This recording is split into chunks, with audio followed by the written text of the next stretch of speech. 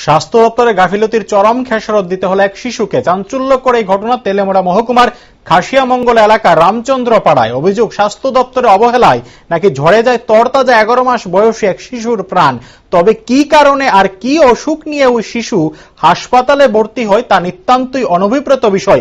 কেননা পরিবারের অভিযোগ, মৃত শিশুর মা নাকি গত 27 জুলাই পার্শ্ববর্তী তুইথাম্পই হাই স্কুল থেকে টিকা গ্রহণ করেছিল, আর এরপর বাড়িতে এসে ওই শিশু ডালিয়াকে বুকের দুধ খাওয়ায়, আর তারপরই নাকি অসুস্থ হয়ে পড়ে 11 মাসের ওই নিষ্পাপ শিশুটি। পরে হাসপাতালে কর্তৃপক্ষের গাফিলতিতে নাকি মৃত্যুর কুলেই ঢলে পড়ে dahlia.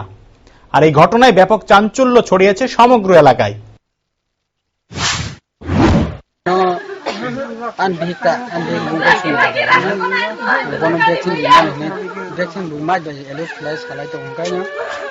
Beksi di sana ini hokan besar banyak makan kan.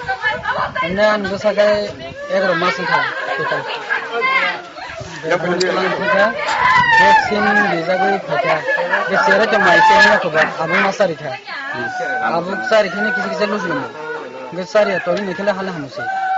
Besar itu lumur orang mana bukung teh kung korok.